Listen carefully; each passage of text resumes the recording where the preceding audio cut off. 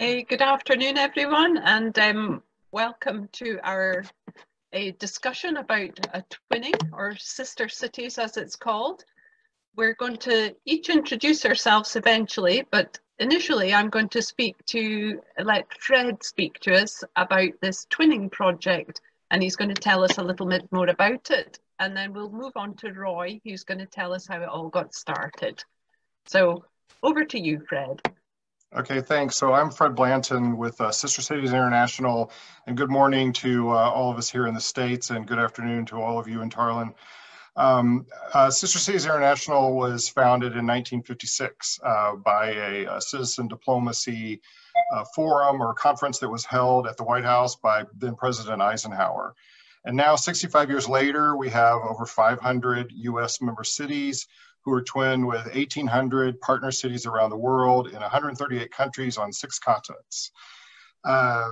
So making this a little more relevant to all of us today, Virginia, where I'm sitting today, just over the mountain from my friends in Tarlin, from my friends in Stanardsville. We have 14 members in Virginia, including Stanardsville, and they're twinned with 52 partner cities around the world, and Tarlin would make 53. Scotland, on the other hand, has got 10 city members, with sister cities twinned with 12 cities here. And most notably, Houston is twinned with Aberdeen. And that covers 9 states here in the US, and also includes a nearby connection between Dundee and Alexandria, Virginia. So that sort of sets the stage of how momentous this twinning could be in relation to our overall membership. So back to you, Yvonne. Thanks, Fred. I think that explained the program very nicely. Thank you. So this all got started by a chance meeting. Now, Roy, if you wouldn't mind telling us about how this came about. Yes, be glad to. It all began several years ago when my wife and I were visiting Scotland, went to a Highland Games at Aboyne, and there met Paul Anderson for the first time. We introduced ourselves and learned about how he, every other year, travels to a town in Virginia to do a Celtic Christmas event. And we persuaded him to travel to Stanardsville, which he was happy to do. And Paul, as well as myself and my wife, Anne, were struck by the significant similarities between our two communities. I think from the slideshow, you've noticed probably a lot of that in terms of the physical attributes, the rural landscape, and so forth. But there are a number of other commonalities as well, particularly concerning our musical heritage, which is one thing that Paul Anderson and Shona were very much involved in. He and Shona have since traveled to Stanardsville and headlined 3 concerts here in town, which in addition to listening to their beautiful music, underscored the musical heritage that we benefit from. The Scotch-Irish music influence, excuse me, on old-time Appalachian music, bluegrass music, and so forth, has had a great influence on our musical traditions. So anyway, that's the way it all began. And we've had discussions with Simon Welfare and others in Tarland about doing this twinning with the 2 cities, so that we can take advantage of the many benefits of doing that on both sides of the Atlantic for our communities.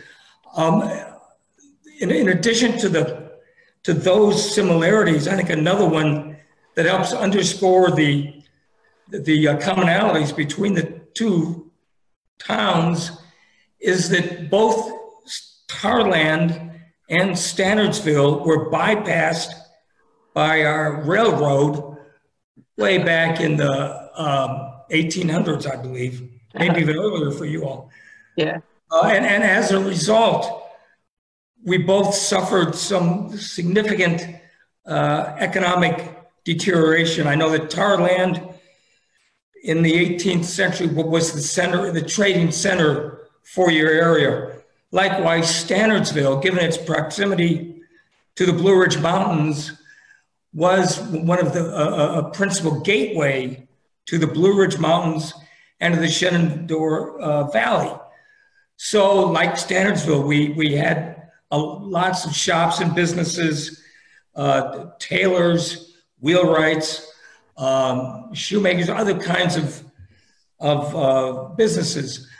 Now that many of them have left because of the loss of the traffic brought by the railroad, that might have been brought by the railroad, and subsequently because of a road bypass some 20 years ago. But both communities, I know, have been working very hard to revitalize their economies, primarily taking advantage of the beautiful rural landscape of both.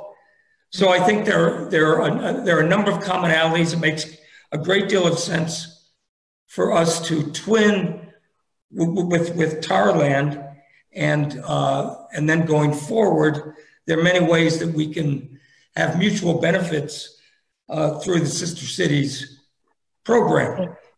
Yes. And we have with us on our side today the mayor of Stanardsville, the head of the county's economic development and tourism department, and the chair of our local board of supervisors, Bill Martin.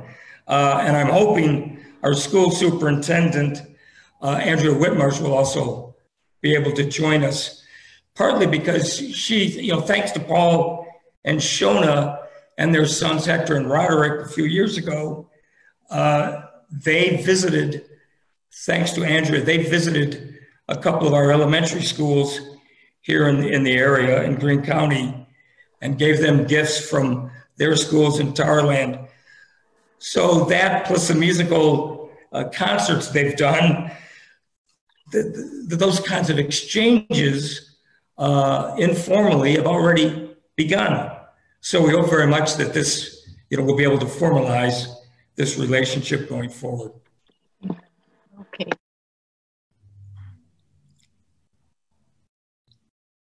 Sorry, just getting this right. Yeah, thanks, Roy. That was a very good introduction and gives us a little bit of background on how Paul and your wife met, and Shona came along as well. So very good groundwork done already, I think. I'm going to move on to Gary Lowe, who's the mayor in Stanardsville, and just see how he feels about Tarland as well. So Gary, if you wouldn't mind giving us a little bit of information.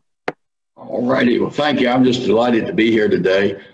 This has been a long time in the making, so it does my heart very good to actually start seeing and conversing and talking with folks across the Atlantic. We've been working on this, as Roy said, for quite a while.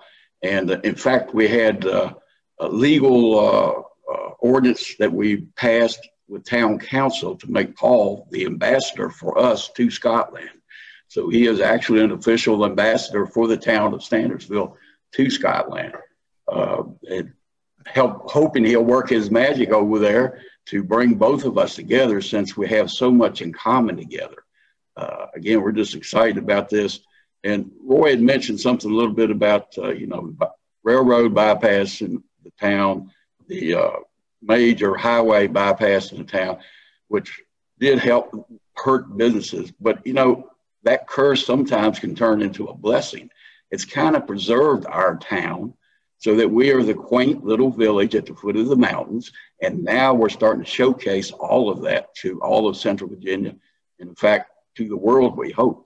So we're going to turn that into a blessing. And we've started developing, helping businesses do facelift on their buildings, building a pavilion, a farmer's market, a stage, an amphitheater, helping with some of the low to moderate income apartment upgrades. So we're really trying to put Stanardsville on the map, and we're focusing on the tourism aspect of it to bring people to us so that we can expand our economy and really showcase what we have to offer there.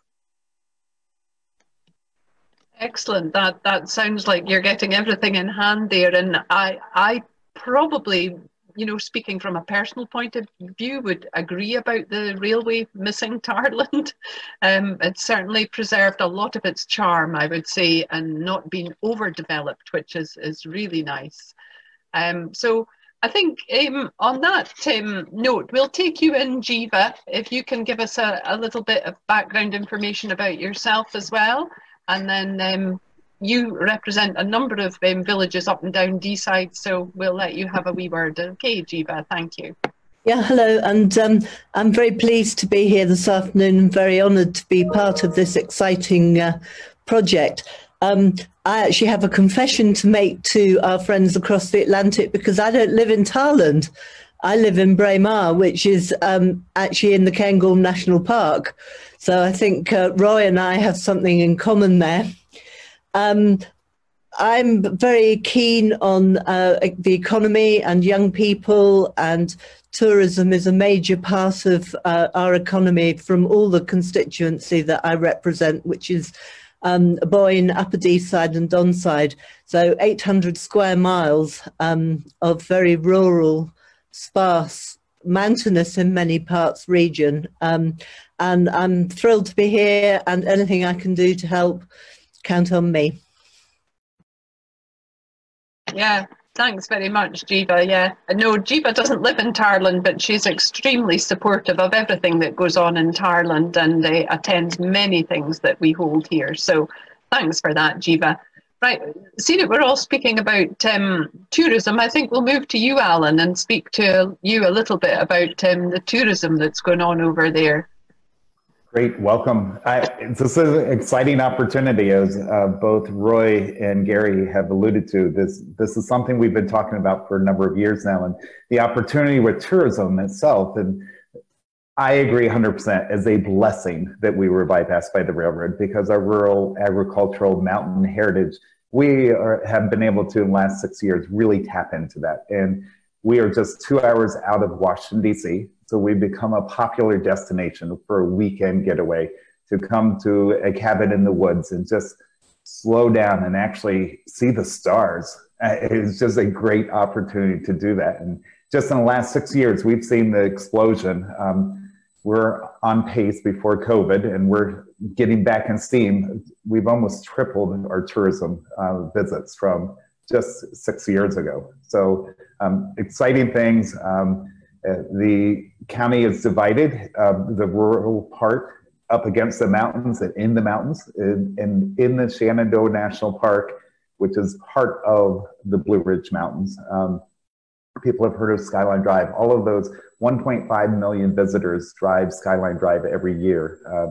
And so they're limited access points, and we have one of those limited access points. There are only 4 of them across the entire 120-mile drive. So tourism is just a great opportunity for us to show very much our rural, agricultural, mountain heritage. So this is an exciting day. Look forward to further conversations. Thanks for that, Alan. Yes, I think we're possibly all in agreement about the railroad on this page. So, Paul, I think we'll move to you now. Can you hear us, Paul? Yeah? Paul, can you hear me? We can't hear you though, so maybe have to unmute yourself. So if you, on your little picture, if you put your cursor over the little picture, there'll be a little blue box come up that says mute, and then you can just unmute it and you'll be able to speak. No.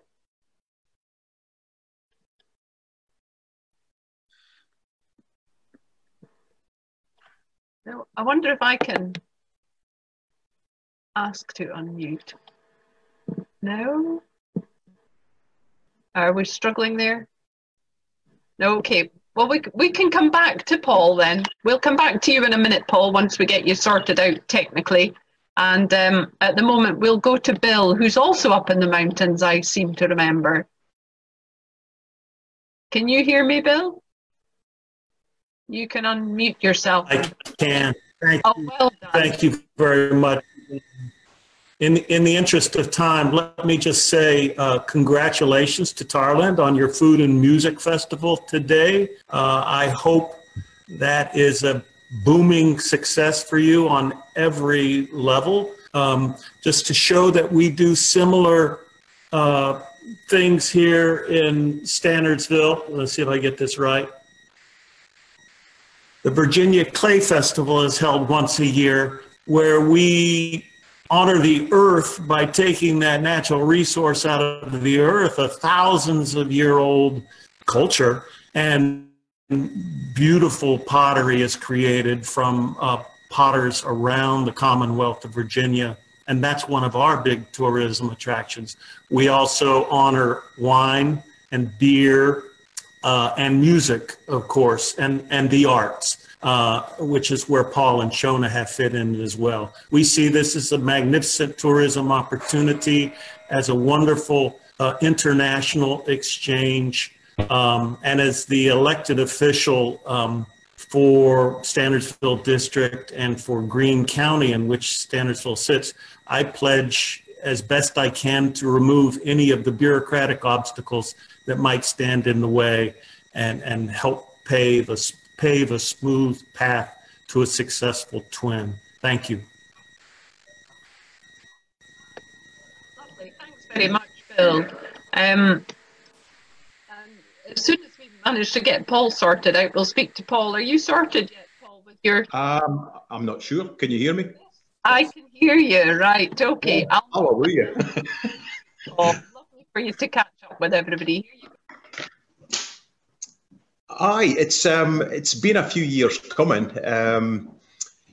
I can't quite remember exactly how many years, but it could be 8 years since I first met Roy and Anne, and they just happened to be in Tarland. They'd attended the Aboyne Highland Games and went along to the fiddle competitions, and I think they were quite taken with the ability of the players and the whole day. I think they sat through the whole competition, and just the experience of being there, it really, I think they felt very strongly how much like the Blue Ridge Mountains in Greene County Deeside was. And Anne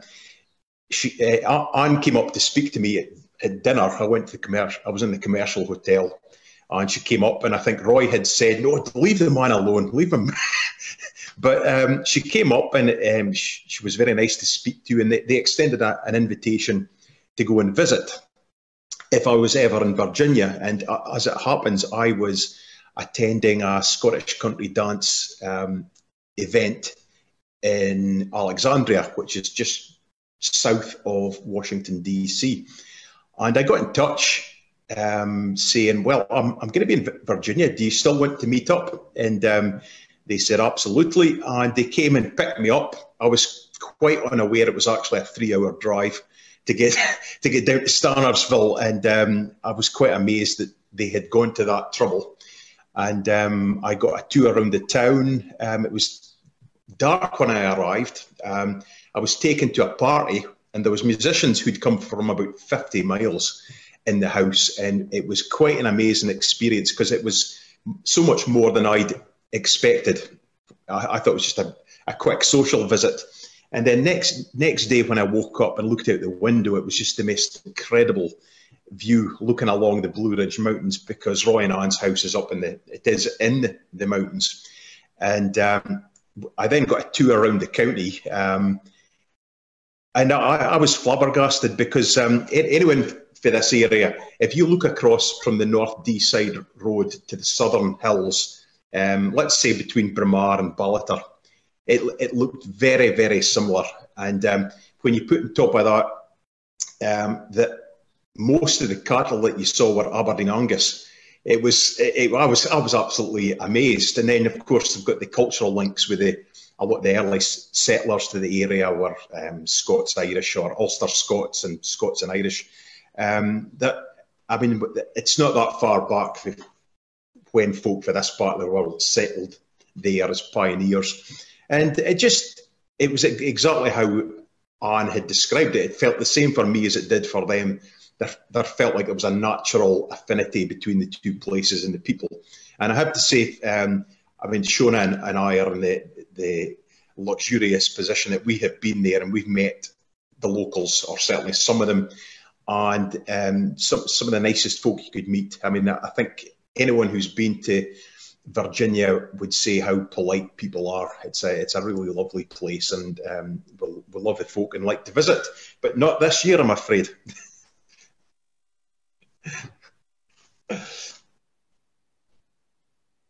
Okay, thanks very much for that, Paul. That paints a really lovely picture. I think we all want to go and visit now.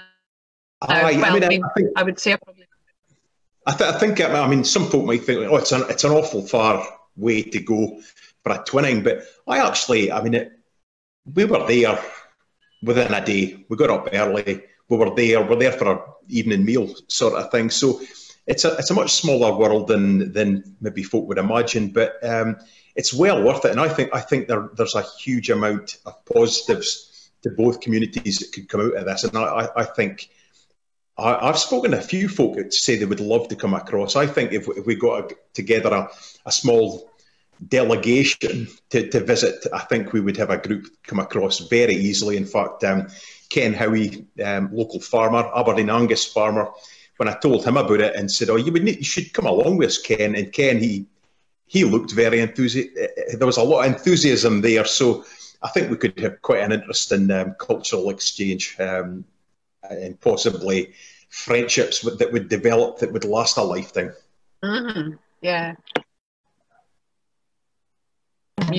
That definitely sounds like a plan. I mean, you're on the East Coast, so the flights aren't that far. I mean, I've done San Francisco. That's a massive flight, but I mean, you're not even halfway there, so it would be. No, it's really not that bad. And I mean, for the other side, Anne and Roy have been here, so they know the experience going in the opposite direction, and they would have been here this year. Actually, I think if it hadn't been for the current pandemic that's ongoing. So actually this virtual festival has possibly been a little bit of a spur because everyone's online, and this is one of the things that's come out of that, being forced to do this. It may be, funnily enough, the thing, it maybe just sparks the whole thing back into life. Mm-hmm. Yeah, I think it was probably needing a bit of a kick to get it going again. So this is probably just what it was needing. So I'm going to welcome Simon to the meeting now. We haven't spoken to Simon Welfare, so if you could unmute yourself, Simon, and then. Can you hear me all right? Yes. Well, I'm the chairman of the community council, which is we hold sway, as it were, in a rather minor way across the Howe of Cromarr, and Tarland is one of the two main settlements in the Howe. I think, incidentally, we shouldn't get too hung up about being bypassed by the railway, because the railway line to Aboyne closed half a century ago, and so we're all forgotten and off the main network. In fact, I think this has been going for about 8 years, as Paul said. And in fact, the first I heard of it was that I got a call from Roy one day when I was dozing over my computer, as I habitually do. And he called me up from the commercial and introduced himself. And we were naturally interested on the community council, and we did do a consultation, actually. And there was quite a lot of interest. But there were some skeptics, I have to be honest with you, who thought that perhaps this was a slightly old-fashioned thing to do, the twinning. However, I think that it's a good thing that this has been kicked back into life, as I think Paul has rather brutally put it, or Yvonne, because you know, it's one thing, of course, it would be wonderful to have delegations going over and people going over to Stanardsville. But we can also do an enormous amount online. And I think that the future in all this twinning stuff lies in being able just to call up Stanardsville, and to put our different groups in touch with each other and do perhaps joint online concerts and things. And I think the way through, I mean, this is just a suggestion here. I think this is really about culture with a small c. Maybe you'd call it culture with a big C, but this is about sharing thoughts and experiences and fun and things like that. And I think that one of the ways through this, when we originally put it about, there was a lot of interest from the school, for example. And I think there would be interest still from the school. And I think that it would be good to get the kids talking to each other. And I think perhaps the way through beyond that for the adults is to do it through the special interest groups that we have here. I mean, it might be that the beekeepers of Tarlan could talk to the beekeepers of the mountains, and you know, the history group could talk to people in Stanardsville and help them find out about their Scottish ancestry, or perhaps even their Viking ancestry. So I think that it would, the best way to get this really going is to look behind the sort of civic stuff, if I may say so, with respect, and look at the cultural stuff, the stuff that interests us, and the talents we have, and maybe even the problems we have that we'd like to solve. And so I think it should be informal and good fun. Thanks for that, Simon. That's always another aspect is good, and we're getting a lot of thumbs up there. I've got a question from one of our viewers, if I could pose to you. So Annie McGee has said, asking about the opportunities for exchanges between young folk. And I think, Simon, there you mentioned the school. So certainly, you know, through the school, but also through the small groups like the Brownies and the Cubs, and, you know, we have various small beaver swimming groups and things. And I'm sure Paul would know more about that, having two youngsters. But yeah, putting people in touch. And I'm not technically savvy enough to do that, but maybe there could be some sort of forum set up, a blog set up that we can all discuss things with each other. I'm sure there's an opportunity to do that. I mean, I've been asked to host today, but my role as a trustee for the Tarlan Development Group, you know, I'm involved in an awful lot of groups who do things round about here. The B group, which I head up, but there's things like the seed saving group, there's the community garden, there's bike trails here. They're all run voluntarily by a local group, and you know, the Brownies and things obviously are all run voluntarily, but there's lots of groups I'm sure would be delighted to speak to each other on other sides. So yeah, maybe getting something technically savvy to set something up would be great. I think Paul wants to come in and speak, so on you go, Paul. Yeah, I was just going to say, since we were on the subject of the schools, and Simon mentioned, Shona actually spoke to Miss Rogers, the headmistress at the local school, and actually headmistress at Logie Colston as well.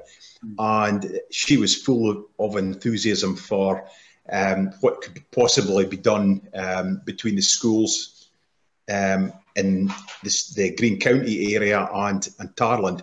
And I think she was full of enthusiasm for the whole thing. So as far as I can tell, I would categorically be able to say that they were definitely on board with that and see it as a great opportunity. And I think the same was felt when we were in Stanardsville.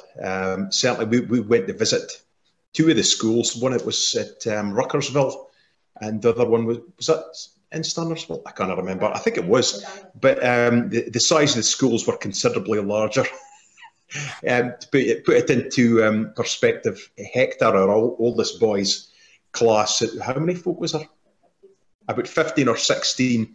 The same year in the Stanardsville school, I think they had about 600 kids the same age.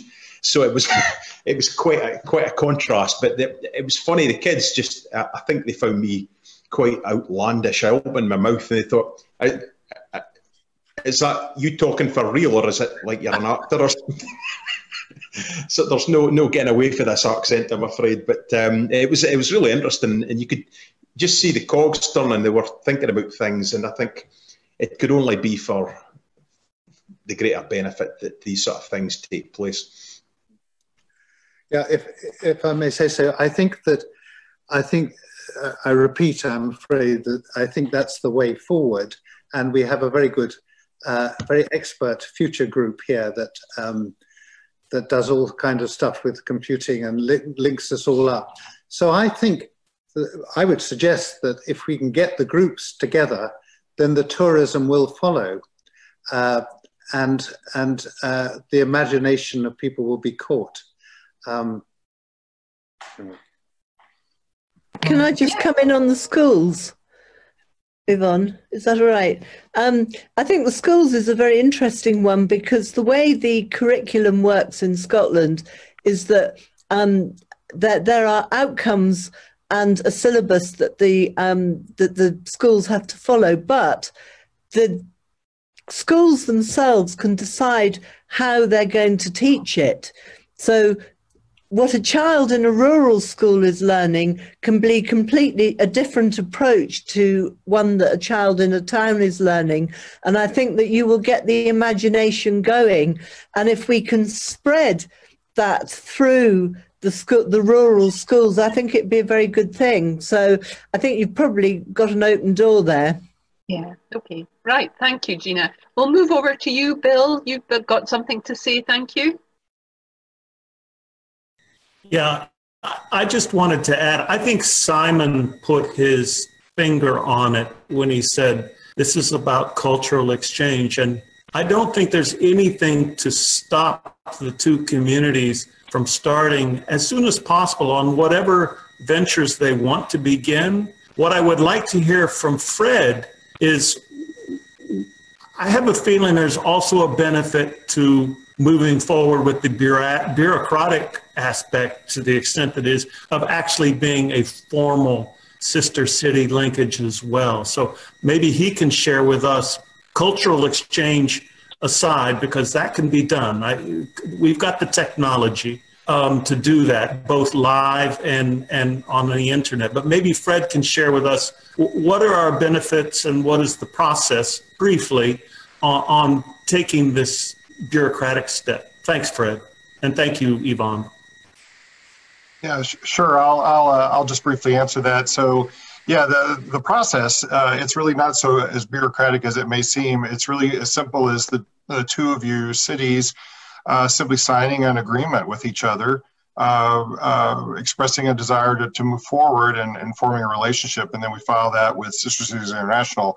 Stanardsville has already taken the big leap years ago to join Sister Cities International and had been in our classification of cities seeking cities. And of course, you all have found each other, and so that part's done as well. I would offer that our extensive network, and I outlined that at the beginning of my comments, there's so many examples of fantastic relationships that have been created, and exchanges that have been created over the last 60 years.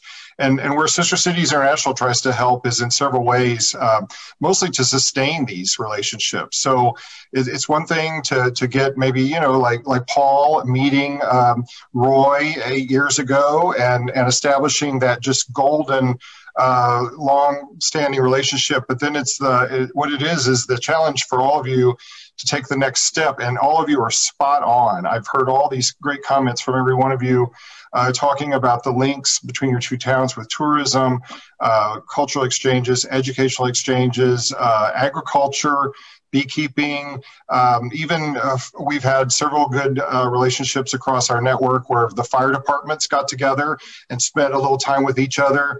Turns out fighting fires is pretty much the same the world over. Imagine that. And so Sister Cities works with all towns of all sizes, from Aberdeen and Houston down to Stanardsville and Tarlin to create a sustainable program that will continue way into the next century. We offer a lot of services as well, like with, we talked a little bit about travel and students, so we help a lot with the visa program. We have a very strong relationship with the State Department in the United States, so we can clear the way, back to your comment, Bill, about the bureaucracy. Rather than being bureaucratic, what we try to do mostly is to work our way through the bureaucracy so that the towns like yours can spend most of your time and effort on what's most important, which is these exchanges. And then lastly, I couldn't help but mention economic development. We've talked a lot about preserving the culture and the history and of these two towns, but there's probably also an element that you could both benefit from, and getting together and talking on this very most personal citizen diplomatic level, people to people, is where you're going to solve those problems together. I love that comment earlier where you were talking about, let's all talk about what we have in common, but maybe even share some of our current problems and then solve those together. And that's where I think that this relationship can really blossom. So I hope that answers a question there. Hey, I think that answers it perfectly, Fred. Thank you. So, I mean, you're offering a lot of opportunities and a lot of assistance and a lot of benefits from getting the bureaucracy out of the way. And then, that does open the door for lots of other things. Does anybody else want to come in with anything else, having heard all the conversation so far? We've had one question from the public, and Shona. I'd love to, this is Alan, the Director of Tourism. I'd like to reiterate a couple things. My former life, I was a principal for 17 years in the school system here. This is a little bit less stressful job I now do with tourism, helping people have fun. So with that though, the opportunities, and I think someone nailed it perfectly, it's not just the exchange students, which are a great opportunity because I've engaged and had multiple exchange students in my house. But just the Zoom opportunities. We can do so many things now digitally that we couldn't do before. So I'm willing to help assist, to help motivate that, since Andrea is not here, to help those connections with the schools. But I'm also an avid bicyclist. I'm on my bicycle 4 or 5 days a week. So I'm willing to be the bicycle ambassador to Tarland. So anyone that would like to, we have incredible mountain biking. Gravel riding has become popular in America. Gravel backcountry roads with no traffic, with steep climbs as well. So challenging for those people that like it, but also just the back roads on a hard surface are fantastic. So willing to be that bicycle ambassador. And Roy, if you could give me that title, since you guys are giving, you gave Paul a title, I want to be the title in reverse. Of course. And if this is Roy, if I may, one other thing beyond, Zooming interchanges and so forth, once this pandemic is behind us, hopefully, I think there would be opportunities for actual physical exchanges. And I wonder if, Fred, if you could, for a moment, just address the kinds of things that sister cities can do, as you explained to me a couple of days ago about grant opportunities, and that SCI can, after being awarded grants, could distribute them and share them with sister cities folks. Yeah, no, I'd be happy to. Thanks, Roy. So there's nothing to prevent each of your two towns applying for grants, and they come up all the time, but it's a lot of paperwork sometimes. And so where Sister Cities has been helpful in the past is looking for those larger grants that could address, many cities. And we've had very good success getting, we got a huge grant from the Bill and Melinda Gates Foundation some years ago, and we're able to help 35 twinnings between U.S. cities and cities in Africa.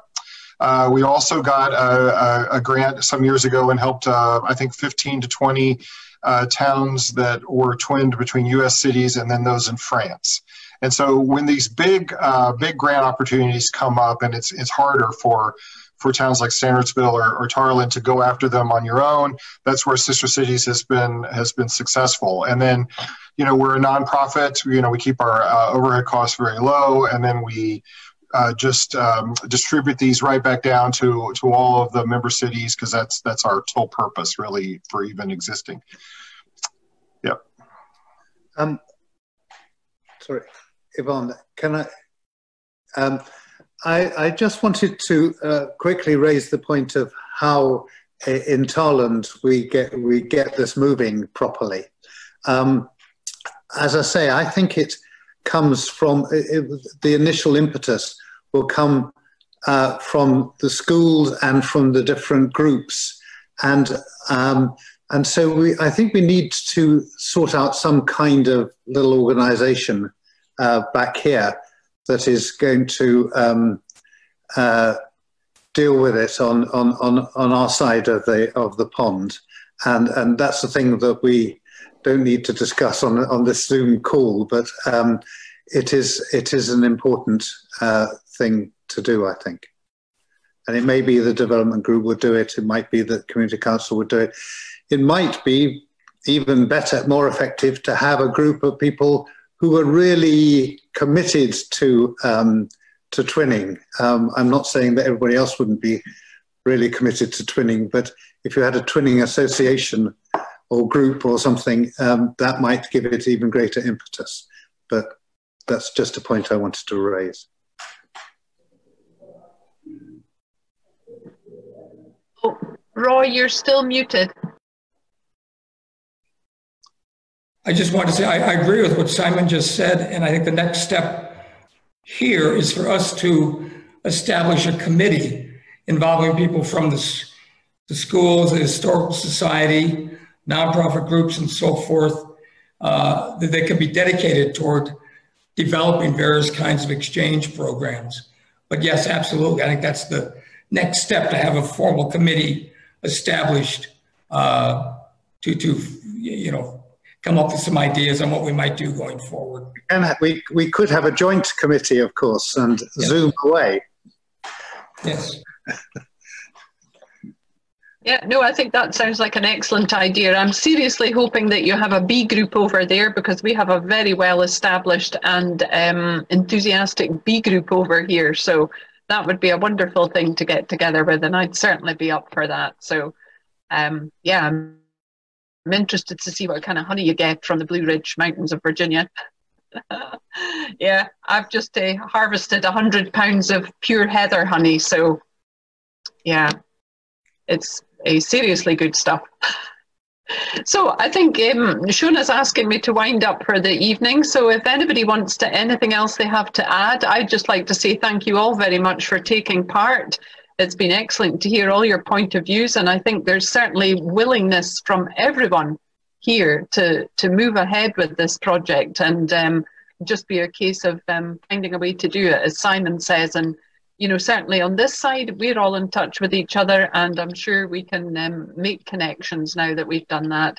Maybe even, just all these people that are here today, even just connect. So anybody got any last minute things they'd like to say before I hand you back to Shona?